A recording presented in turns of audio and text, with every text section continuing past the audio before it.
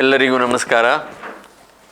ನಾವು ಇವತ್ತು ಮಾತಾಡುವ ವಿಷಯ ಪ್ರಧಾನಮಂತ್ರಿಗಳ ಕಿರು ಆಹಾರ ಸಂಸ್ಕರಣಾ ಯೋಜನೆಯ ನಿಯಮಬದ್ಧಗೊಳಿಸುವಿಕೆ ಯೋಜನೆಯ ಬಗ್ಗೆ.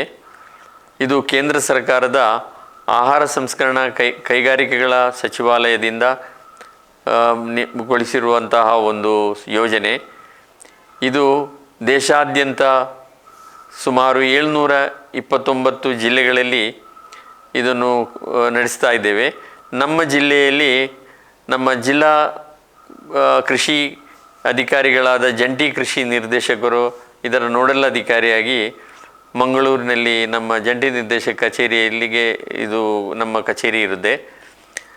ನಾವು ಇದರ ಬಗ್ಗೆ ಈ ಯೋಜನೆ ಬಗ್ಗೆ ತಿಳಿಬೇಕಾದರೆ ನಮ್ಮ ಜಂಟಿ ಕೃಷಿ ನಿರ್ದೇಶಕರ ಕಚೇರಿಗೆ ಬಂದು ನಮ್ಮನ್ನು ಸಂಪರ್ಕಿಸಬಹುದು. ಈ ಯೋಜನೆ ಬಗ್ಗೆ ಸ್ವಲ್ಪ ತಿಳಿಸುವುದು ಏನೆಂದರೆ, ಇದು ಒಂದು ಈ ಬೇರೆ ಎಲ್ಲ ಯೋಜನೆಗಳಲ್ಲಿಗಿಂತಲೂ ಮಿಗಿಲಾಗಿ ಅತ್ಯಂತ ಹೆಚ್ಚು ಸಬ್ಸಿಡಿ ಸಹಾಯಧನವನ್ನು ನೀಡುವ ಮೂಲಕ ಬಂದಿರುವಂತಹ ಒಂದು ಸುವರ್ಣಾವಕಾಶ. ಇದು ನಿಮ್ಮ ಎಲ್ಲರ ಮನೆ ಬಾಗಿಲಿಗೆ ಬಂದಿದೆ. ಇದನ್ನು ತಾವು ಸದುಪಯೋಗಪಡಿಸಬೇಕು. ರೈತರ ಉತ್ಪನ್ನಗಳನ್ನು ರೈತರು ಎಷ್ಟು ಶ್ರಮವಹಿಸಿ ಮಾಡಿ ಅದನ್ನು ಕಚ್ಚಾ ವಸ್ತುಗಳನ್ನು ಹಾಗೆ ಮಾರಾಟ ಮಾಡುವ ಬದಲು ಅದನ್ನು ಒಂದು ಮೌಲ್ಯವರ್ಧಿತ ಉತ್ಪನ್ನಗಳಾಗಿ ಮಾರಾಟ ಮಾಡಿದರೆ ಅದು ರೈತನಿಗೆ ಒಳ್ಳೆಯ ಒಂದು ಆದಾಯ ತರುತ್ತದೆ. 4 ನಿರುದ್ಯೋಗ ಯುವಕರಿಗೆ ಉದ್ಯೋಗ ಆಗುತ್ತದೆ. ಹಾಗೂ ರೈತರ ಬದುಕಿಗೆ ಮತ್ತು ಅವರು ಉತ್ಪಾದಿಸುವಂತಹ ಕಚ್ಚಾ ವಸ್ತುಗಳಿಗೆ ಬೇಡಿಕೆ ಬಂದು ಅವರಿಗೂ ಒಳ್ಳೆಯ ಲಾಭ ಬರುತ್ತದೆ. ಜೊತೆಗೆ ಈ ಉದ್ಯಮ ನಡೆಸುವವರಿಗೆ ಒಳ್ಳೆಯ ಲಾಭ ಬಂದು ಒಟ್ಟಾರೆ ನಮ್ಮ ದೇಶದ ಆರ್ಥಿಕ ಅಭಿವೃದ್ಧಿಗೆ ಇದು ಬಹಳ ಸಹಕಾರಿಯಾಗಿದೆ ಅಂತ ಹೇಳ್ಬೋದು. ಈ ಯೋಜನೆಯ ಮುಖ್ಯ ಉದ್ದೇಶ ಅಂದರೆ ಹೊಸದಾಗಿ ಕಿರು ಆಹಾರ ಸಂಸ್ಕರಣಾ ಘಟಕಗಳನ್ನು ಸ್ಥಾಪಿಸುವುದು ಹಾಗೂ ಈಗಾಗಲೇ ನಡೆಸುತ್ತಿರುವಂತಹ ಅನೇಕ ಲಕ್ಷಗಟ್ಟಲೆ ಈ ಆಹಾರ ಸಂಸ್ಕರಣಾ ಘಟಕಗಳು ಅದು ಅಸಂಘಟಿತವಾಗಿದ್ದು ಯಾವುದೇ ಒಂದು ಸಂಘಟಿತವಾದ ಒಂದು ರೀತಿಯಲ್ಲಿ ನಡೆಯದೆ ಶುಚಿತ್ವವಾಗಲಿ, ಅದರ ಆಹಾರದ ಲೈಸೆನ್ಸ್ ಆಗಲಿ ಅಥವಾ ಬೇರೆ ಯಾವುದೇ ಒಂದು ಪ್ಯಾಕಿಂಗ್ ಬ್ರ್ಯಾಂಡಿಂಗ್ ಮುಂತಾದ ಒಂದು ಅನುಕೂಲ ಇಲ್ಲದೆ ಮಾಡ್ತಾ ಇರುವ ಲಕ್ಷಾಂತರ ಘಟಕಗಳನ್ನು ಅದನ್ನೊಂದು ನಿಯಮಬದ್ಧಗೊಳಿಸಿ ಉತ್ತಮ ರೀತಿಯಲ್ಲಿ ನಡೆಸಬೇಕು, ಅದನ್ನು ಉನ್ನತೀಕರಣ ಮಾಡಬೇಕು ಅನ್ನುವ ಉದ್ದೇಶದಿಂದ ಮಾಡಿದ್ದಾರೆ. ಹಾಗೂ ಇದರ ಜೊತೆಗೆ ಕೌಶಲ್ಯ ತರಬೇತಿಯನ್ನು ನೀಡಿ ಅವರನ್ನು ಇನ್ನಷ್ಟು ಬಲಿಷ್ಠಗೊಳಿಸಬೇಕು. ಕೊನೆಗೆ ಬೇರೆ ಯಾವುದೇ ಯೋಜನೆಗಳಲ್ಲಿ ಇಲ್ಲದಂತಹ ಒಂದು ಕೈ ಆಸರೆ ಬೆಂಬಲ ಒಂದು ಕಾನ್ಸೆಪ್ಟಿನಲ್ಲಿ ಇದೆ. ಅದಕ್ಕೋಸ್ಕರ ಜಿಲ್ಲಾ ಸಂಪನ್ಮೂಲ ವ್ಯಕ್ತಿಗಳನ್ನು ಹಾಗೂ ಜಿಲ್ಲಾ ಸಂಪನ್ಮೂಲ ಇಲಾಖೆ ಕಚೇರಿಯನ್ನು ಪ್ರತಿ ಜಿಲ್ಲೆಯಲ್ಲೂ ಸ್ಥಾಪಿಸಿ ಇದನ್ನು ನಡೆಸ್ತಾ ಇದ್ದೇವೆ. ಈ ಯೋಜನೆಯಲ್ಲಿ ಹಲವಾರು ಘಟಕಗಳಿದೆ. ವೈಯಕ್ತಿಕವಾಗಿರುವಂತಹ ಒಂದು ಯೋಜನೆ ಇದೆ, ಅದಕ್ಕೆ ಇರುವಂತಹ ಒಂದು ಏನೇನು ನಿಯಮಗಳು. ಆಮೇಲೆ ಪಾಲುಗಾರಿಕೆ ತನದಲ್ಲಿ ಮಾಡುವಂತಹ ಯೋಜನೆಗಳು ಏನೇನಿದೆ, ಅದೇ ಥರ ಸ್ವಸಹಾಯ ಸಂಘಗಳು ಮತ್ತು ರೈತ ಉತ್ಪಾದನೆ ಸಂಸ್ಥೆಗಳು ಕಂಪನಿಗಳಿಗೋಸ್ಕರ ಸಪ್ರೇಟಾಗಿ ಬೇರೆ ಘಟಕಗಳು ಈ ಥರ ಇದೆ. ಆಮೇಲೆ ಸ್ವಸಹಾಯ ಸಂಘಗಳಿಗೆ ಪ್ರತಿ ಸದಸ್ಯರಿಗೆ ಬೇರೆ ಒಂದು 40,000 ರೂಪಾಯಿ ಪ್ರತಿ ಸದಸ್ಯರಿಗೆ ಕೊಟ್ಟು ಹಾಗೂ ಇಂತಹ ದೊಡ್ಡ ಸಂಘಗಳಿಗೆ ಮತ್ತು ಸಂಸ್ಥೆಗಳಿಗೆ ಮೂಲಭೂತ ಸೌಕರ್ಯವನ್ನು ಕಲ್ಪಿಸೋಕ್ಕೋಸ್ಕರ ಸಪ್ರೇಟಾಗಿ ಒಂದು ಇದರಲ್ಲಿ ಘಟಕ ಇದೆ. ಆಮೇಲೆ ಬ್ರ್ಯಾಂಡಿಂಗ್ ಮತ್ತು ಮಾರ್ಕೆಟಿಂಗ್ ಮಾಡುವ ಒಂದು ಉದ್ದೇಶದಿಂದಲೂ ಅದಕ್ಕೋಸ್ಕರ ಸಪ್ರೇಟಾಗಿ ಒಂದು ಇದರಲ್ಲಿ ಇರುವ ಒಂದು ಸಹಕಾರವನ್ನು ಕೂಡ ಈ ಯೋಜನೆಯಲ್ಲಿದೆ. ಬೇರೆ ಯಾವುದೇ ಯೋಜನೆಗಳಲ್ಲಿ ಇಲ್ಲದಂತಹ ಒಂದು ವೈಶಿಷ್ಟ್ಯವಾದ ಯೋಜನೆ ಇದಾಗಿದೆ. ಏನೆಂದರೆ, ಒಂದನೆಯದು, ಇದು ಸಂಪೂರ್ಣ ಆನ್ಲೈನ್ ಆಗಿದೆ. ಇದರಲ್ಲಿ ಯಾವುದೇ ಪೇಪರ್ ವರ್ಕ್ ಇಲ್ಲ, ಸಿಗ್ನೇಚರ್, ಫೋಟೋಸ್ ಏನು ಬೇಕಾಗಿಲ್ಲ. ಎಲ್ಲ ಆನ್ಲೈನ್ ಆದ ಕಾರಣ ತ್ವರಿತಗತಿಯಲ್ಲಿ ಆಗ್ತಾ ಇದೆ. ಆಮೇಲೆ ಜಿಲ್ಲಾ ಸಂಪನ್ಮೂಲ ವ್ಯಕ್ತಿಗಳು ಪ್ರತಿಯೊಂದು ಹಂತದಲ್ಲಿಯೂ ಕೈ ಆಸರೆ ಬೆಂಬಲ ಕೊಡುವಂತೆಯೇ ಎಲ್ಲ ಸಹಕರಿಸ್ತಾರೆ ಎಲ್ಲ ಫಲಾನುಭವಿಗಳಿಗೆ. ಅವರ ಯೋಜನೆ ತಯಾರು ಮಾಡೋದು, ಅದಕ್ಕೆ ಏನೇನು ಮೆಷಿನರಿ ಬೇಕು, ಅದನ್ನು ಕೊಟೇಶನ್ ಹೇಗೆ ತರಿಸುವುದು, ಎಲ್ಲಿಂದ ತರಿಸುವುದು, ಆಮೇಲೆ ಬ್ಯಾಂಕಿಗೆ ಹೋದಾಗ ಬ್ಯಾಂಕಿನಲ್ಲಿ ಏನಾದರೂ ತೊಂದರೆಗಳಿದ್ದರೆ ಅದನ್ನು ಸಡಿಲಗೊಳಿಸಿಗೋಸ್ಕರ ಅವರ ಜೊತೆಯಲ್ಲಿ ಸಹಕರಿಸುವುದು. ಆಮೇಲೆ ಯಾವುದೇ ಪರವಾನಗಿ, ಆಹಾರ ಪರವಾನಗಿ ಇರಲಿ, ಆಮೇಲೆ ಟ್ರೇಡ್ ಲೈಸೆನ್ಸ್ ಮೊದಲಾದಂಥ ಪರವಾನಗಿಗಳಿಗೆ ಸಹಕರಿಸುವುದು, ಅದು ಸಿಗೋದಕ್ಕೋಸ್ಕರ ಇಂಥದನ್ನೆಲ್ಲ ಮಾಡೋದಕ್ಕೆ ಈ ಜಿಲ್ಲಾ ಸಂಪನ್ಮೂಲ ವ್ಯಕ್ತಿಗಳು ಹಾಗೂ ಜಿಲ್ಲಾ ಸಂಪನ್ಮೂಲ ಇಲಾಖೆ ಇವು ಸಹಕರಿಸ್ತದೆ. ಆಮೇಲೆ ಹೆಚ್ಚಿನ ಒಂದು ಮಾಹಿತಿ ಮತ್ತು ತಂತ್ರಜ್ಞಾನವಾಗಿರಲಿ, ಬ್ರ್ಯಾಂಡಿಂಗ್ ಆಗಿರಲಿ, ಪ್ಯಾಕಿಂಗ್ ಆಗಲಿ, ಅದರ ತರಬೇತಿಯನ್ನು ದೇಶದ ಪ್ರತಿಷ್ಠಿತ ಆಹಾರಕ್ಕೆ ಸಂಬಂಧಪಟ್ಟದ ಸಂಸ್ಥೆಗಳಲ್ಲಿ ಉಚಿತವಾಗಿ ತರಬೇತಿಯನ್ನು ನೀಡುವ ವ್ಯವಸ್ಥೆಯು ಈ ಯೋಜನೆಯಲ್ಲಿದೆ. ಆಮೇಲೆ ಇನ್ನೊಂದು ಮಹತ್ವದದೆಂದರೆ, ಬೇರೆ ಕಡೆ ಯಾವುದಾದರೂ ಸಾಲ ಸೌಲಭ್ಯ ತಗೊಳ್ಬೇಕಾದ್ರೆ ಏನಾದರೂ ಗ್ಯಾರಂಟಿ ಕೊಡುವುದಕ್ಕೆ ಆ ಥರ ಇದರಲ್ಲಿ ಯಾವುದೇ ಇಲ್ಲ.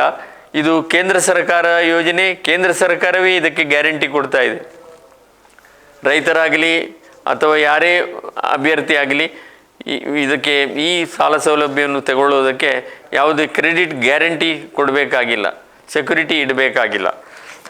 ಆಮೇಲೆ ಇನ್ನೊಂದು ವಿಶೇಷತೆ ಎಂದರೆ, ಅರ್ಧದಲ್ಲಿ ಸ್ಥಗಿತವಾಗಿರುವಂತಹ ಘಟಕಗಳನ್ನು ಪುನಶ್ಚೇತನಗೊಳಿಸಗೋಸ್ಕರನೂ ಈ ಯೋಜನೆಯನ್ನು ಉಪಯೋಗಿಸಿಕೊಳ್ಳಬಹುದು.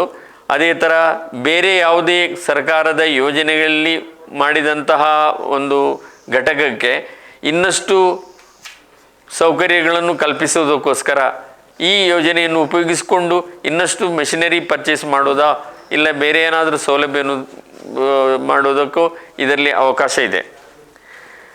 ಇದರಲ್ಲಿ ಯಾವ ಯಾವ ಚಟುವಟಿಕೆಗೆ ಈ ಯೋಜನೆಯನ್ನು ಉಪಯೋಗಿಸಬಹುದಂದರೆ, ಆಹಾರ ಉತ್ಪನ್ನಗಳಿಗೆ ಮಾತ್ರ. ಈಗ ಯೋಜನೆ ಇದೆ ಅಂದ್ಬಿಟ್ಟು ನಾವು ಟೈಲರಿಂಗ್ ಮಾಡ್ತೇವೆ ಇಲ್ಲ ವೆಲ್ಡಿಂಗ್ ಶಾಪ್ ಮಾಡ್ತೇವೆ ಅಂತ ಬರೋದಿಲ್ಲ. ಇದು ಆಹಾರ ಉತ್ಪನ್ನಗಳಿಗೆ ಮಾತ್ರ. ಬೇರೆ ಯಾವುದೇ ಆಹಾರೇತರ ಉತ್ಪನ್ನಗಳಿಗೆ ಈ ಯೋಜನೆಯನ್ನು ಉಪಯೋಗಿಸೋಕ್ಕೆ ಬರೋದಿಲ್ಲ. ಅದು ಅಂದ್ರೆ ಬಿಟ್ಟ ಕೂಡಲೇ, ಆಹಾರ ಅಂದ ಕೂಡಲೇ ನೀವು ಈಗ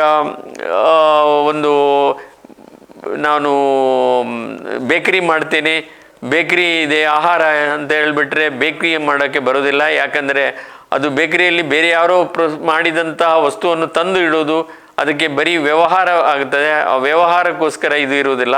ಇದು ಸ್ವಂತ ಮಾಡಿರಬೇಕು. ಬೇಕರಿಯವನು ಸ್ವಂತ ಉತ್ಪನ್ನ ಮಾಡಿ, ಸಂಸ್ಕರಣೆ ಮಾಡಿ, ಕಚ್ಚಾ ವಸ್ತುಗಳನ್ನು ಖರೀದಿ ಮಾಡಿಕೊಂಡು ತಂದು, ಇಲ್ಲ ತಾವೇ ಬೆಳೆದುದನ್ನು ತಗೊಂಡು ಬಂದು ಅದನ್ನು ಸಂಸ್ಕರಣೆ ಮಾಡಿ ಬೇಕರಿ ಉತ್ಪನ್ನಗಳನ್ನು ಮಾರಾಟ ಮಾಡಿದರೆ ಅಂಥದ್ದು ಬರ್ತದೆ.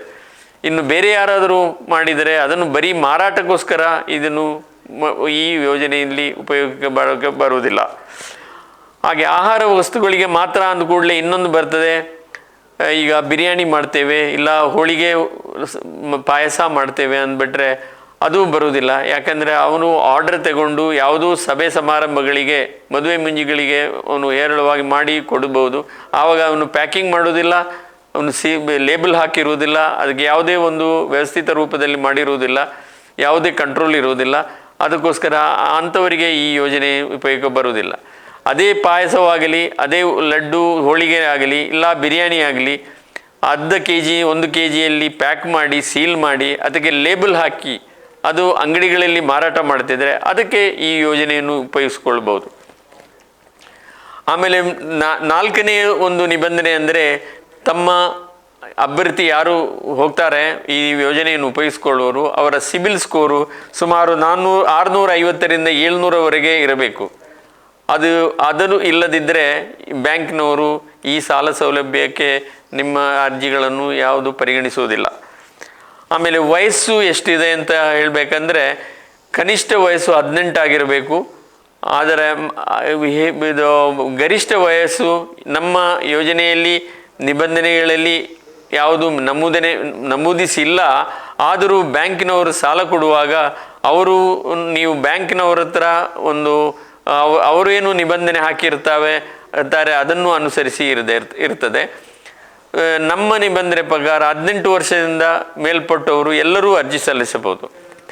ಆಮೇಲೆ ಕೊನೆಯದಾಗಿ ವಯಸ್ಸು ಸುಮಾರು ವಿದ್ಯಾರ್ಹತೆಗೆ ಯಾವುದೇ ಒಂದು ಅನಿವಾರ್ಯತೆ ಇರುವುದಿಲ್ಲ. ಎಲ್ಲರೂ ಇದನ್ನು ಅರ್ಜಿ ಹಾಕಬಹುದು.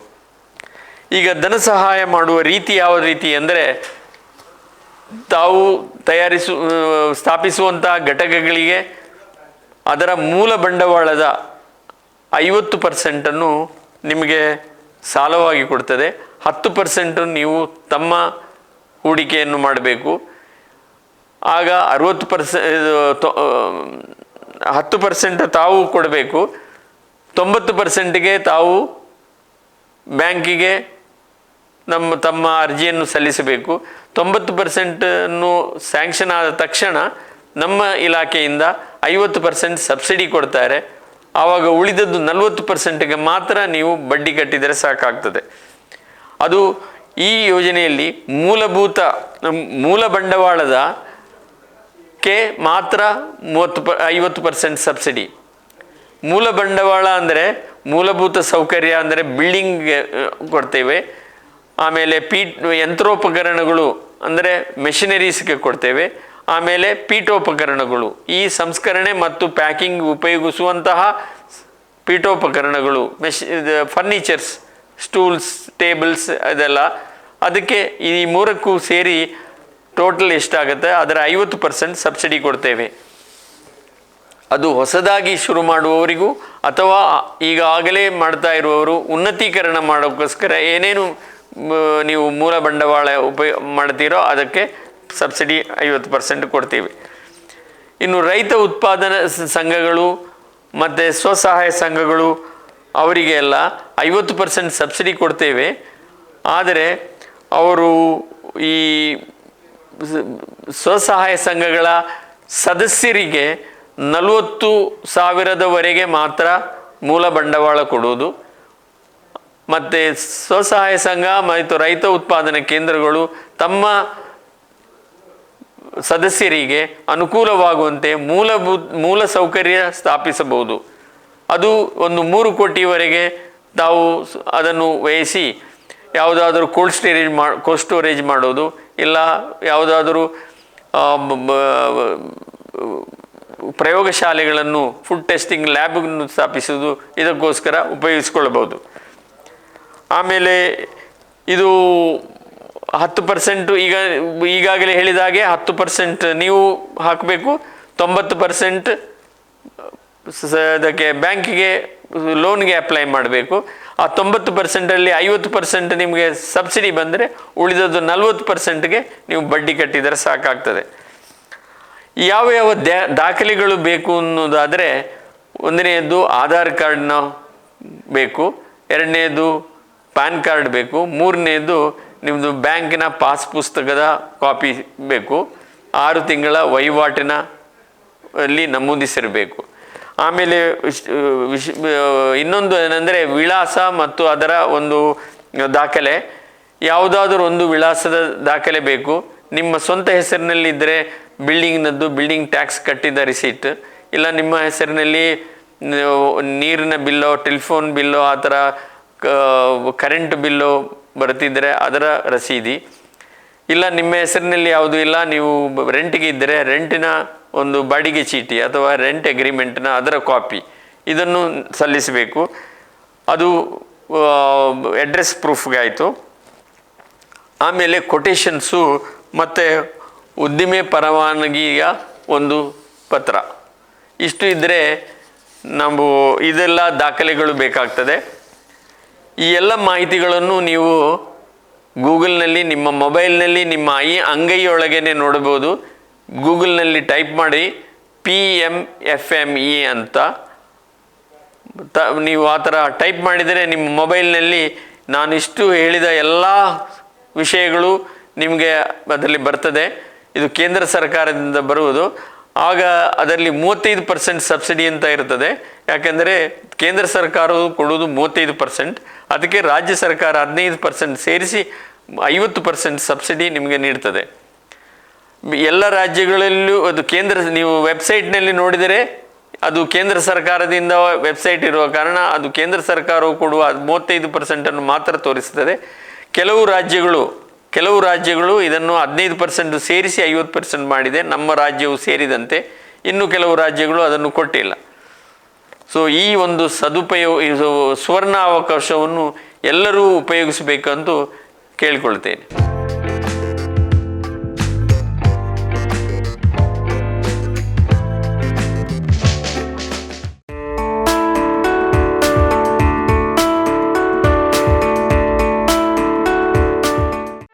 ಸುದ್ದಿ ಚಾನಲ್, ಕ್ಷಣ ಕ್ಷಣದ ಸುದ್ದಿಗಾಗಿ.